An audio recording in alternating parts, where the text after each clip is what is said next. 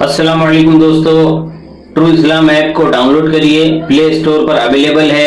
True इस्लाम app में हमने कुरान पाक कंजुल ईमान शरीफ का तर्जमा डाला है रोमन में, तो जिन लोगों को उर्दू पढ़ना नहीं आती उनके लिए हमने रोमन में तर्जमा डाला है। आप प्ले स्टोर पर जाइए, वहां से इसको डाउनलोड करिए, खुद भी पढ़िए और अपने दोस्तों में, अपने घर वालों में इसको शेयर कीजिए। हदीस पाक की भी एंट्री हो रही है, अकायद भी डाले गए हैं।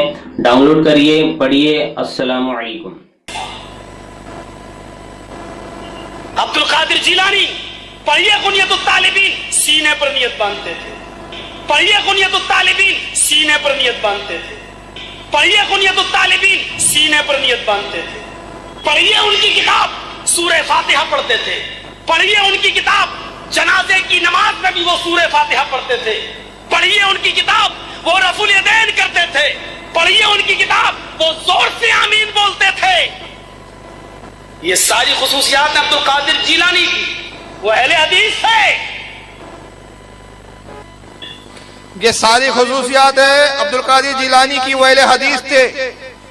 और अहले हदीस होने की वजह पढ़िए उनकी किताब गुनियतुत तालिबीन, और रफदैन करते थे। ठीक है जनाब, वो रफदैन इसलिए नहीं करते थे वो अहले हदीस थे, वो रफदैन इसलिए करते थे कि हम्बलियों क्या रफदैन है, वो हम्बली थे इसलिए रफदैन करते थे।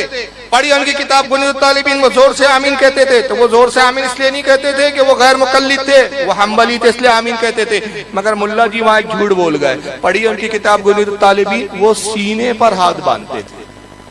हाथ बांधते थे, मैंने 3 बार जुमले को रिपीट करवाया ताकि आपके बाद जहन में ये बात बैठे कि वो सीने पे हाथ बांधते थे। और कौन सी किताब में लिखा है ये?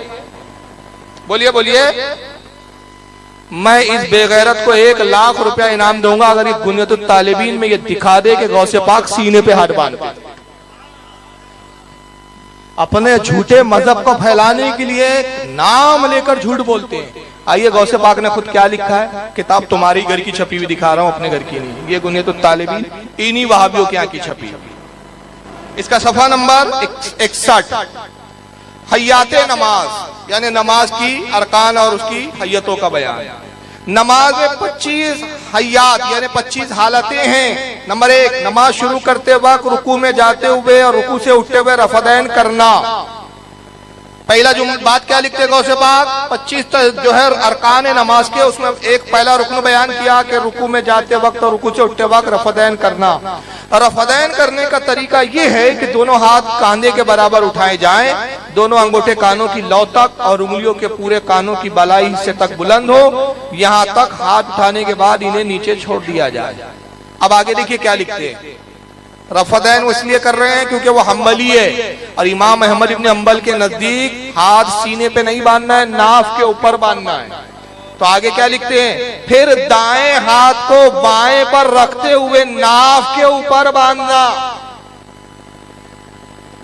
तो मुल्ला जी अगर आप गौसे पाक की गुनियतुत तालिबीन हमें बार बार दिखाते हो कि रफदैन करते थे, तो उसी गुनियतुत तालिबीन में यह भी लिखा है कि हाथ सीने पे नहीं नाफ पे बांधते थे। तो एक ले लिया, एक छोड़ दिया, अमल करो तो पूरा तो करो।